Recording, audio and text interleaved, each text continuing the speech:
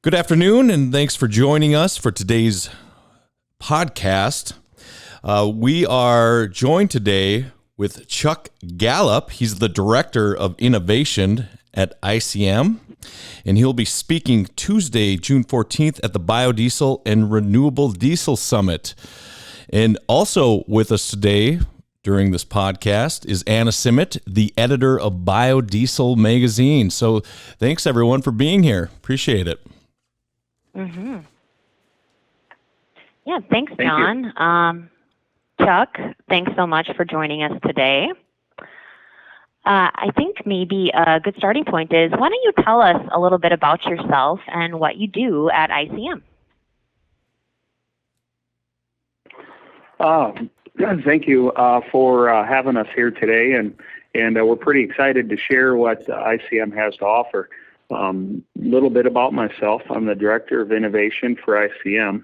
I started in the ethanol industry in 2002 at a new plant in Watertown, South Dakota, Glacial Lakes Energy.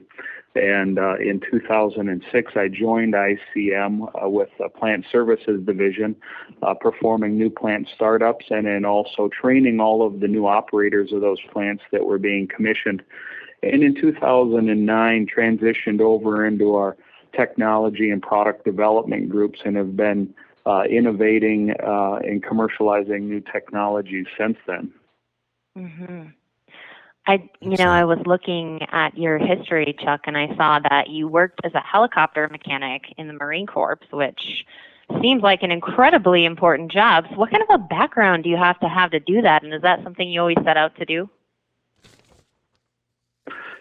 Yeah, so I guess for helicopter mechanic, you have to have meticulous attention to detail.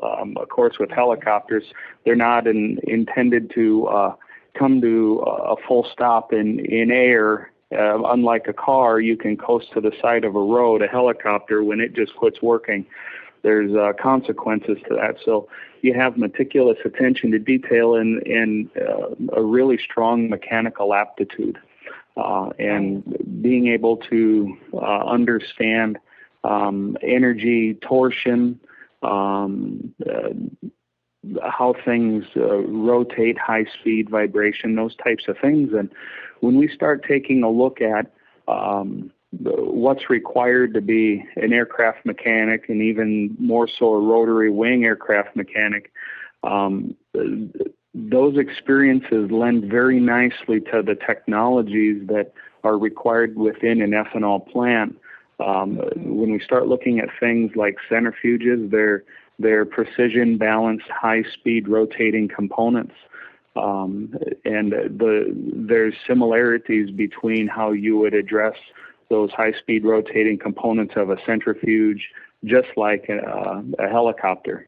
When we start looking at energy balances and air-to-fuel ratios of dryers and boilers, they're very similar between air-fuel ratio on aircraft engines. And so when we start comparing what's necessary to be an aircraft mechanic to working hands-on and developing new technologies in an ethanol space, or even broaden that to a biofuel space, they go hand in hand. Mm-hmm. Fascinating. Excellent. And I saw ICM has 34 patents, and you've played a role in all of those, as well as lead inventor for their technologies. That's pretty impressive. Yeah, it's we have an amazing group of very talented individuals, and we're very team-centric here at ICM, and so it comes really easy to develop technologies and deploy them when you have such a deep understanding across all of ICM on the industry, from our founder, Dave Vandergren, all the way to our newest employees. These talents come together very, very beautifully, and everyone contributes to all of those intellectual properties that ICM has in its portfolio. And not to take away from, we have amazing IP attorney as well, and our legal group they do a great job protecting our ideation and commercialization of technologies. Right. So, okay, why don't we jump to the fuel ethanol workshop, which is why we're here today. In your presentation, you're going to talk about opportunities for ethanol producers to seize in regard to the exploding renewable diesel market. So can you tell us a little bit more about what you're going to talk about, maybe sort of an extended preview of your presentation? Yeah, thank you for asking that.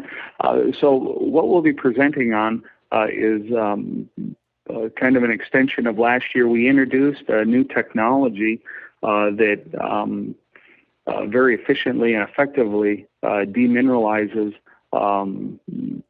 distillers corn oil, making it a viable feedstock for renewable diesel. And it does it in such a fashion that it's very low operational expense and low capital expense compared to other technologies that are out there. And so we'll talk about this technology and expand on how the technology has been deployed at 2 ethanol plants and the results that we're seeing from those 2 ethanol plants. We'll also talk in detail about how we see the market expanding and what we think the demand will be for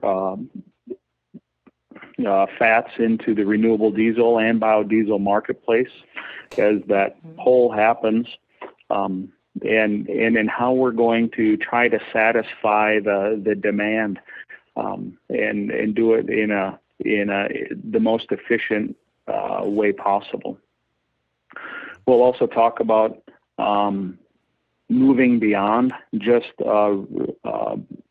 servicing the ethanol plant and removing distillers corn oil with our traditional base tricanter system and purifying that oil in a fashion that we don't have volumetric losses due to fatty acid removal, but still remove the minerals to make it a great feedstock for renewable diesel. But we'll also talk about how this technology can be deployed within bio and renewable diesel facilities as well to treat other feedstocks such as brown grease used cooking oil, distillers corn oil, degummed soybean oil, crude soybean oil.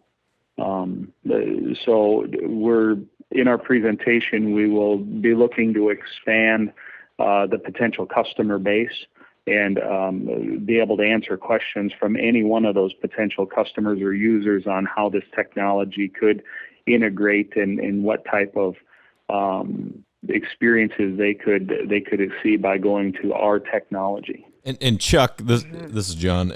You've got you're going to be sharing some of your real market data, correct? I think a lot of our audiences would be excited to see that, or very interested in seeing some of that real market data from selling, purified oil as feedstock. Yeah, we do have real market data. We've teamed up with a marketer who's been working to penetrate these renewable diesel facilities with an untraditional feedstock such as distillers corn oil, and provide some feedback on how that oil was incorporated and in what type of revenue generation or additional revenue that demineralized or cleaned up distillers corn oil is able to generate. Excellent. Yeah, I just think this presentation is going to be a can't miss. Especially there are just so many new projects on the horizon for renewable diesel that have been proposed or under construction, and I've seen a lot of reports that they're expecting feedstock shortfalls. So, these developers will be looking at all kinds of feedstocks that they can get their hands on. Chuck, I always try to end with kind of a fun question. And so my question for you is, you've been in the ethanol industry for 20 years. If you could go back in time and tell yourself something useful about the industry you wish you'd known then that you know now, what would it be? Ooh, that's a good one, Anna. That's a really good one. If I could go back 20 years and tell myself something, it would have been to invest early and invest a lot of money into it to help move the industry forward, and not only just be ethanol focused, but very early on in the industry, I would have told myself to pay more attention to the protein side of the ethanol industry. Great answer. Awesome. Well, you know what? I think we'll wrap it up with that. Can't wait for Minneapolis and to meet you guys at the show. I'll definitely be watching your presentation. And yeah, thanks so much for joining us today. Thank you very much for the opportunity. All right. Thank you.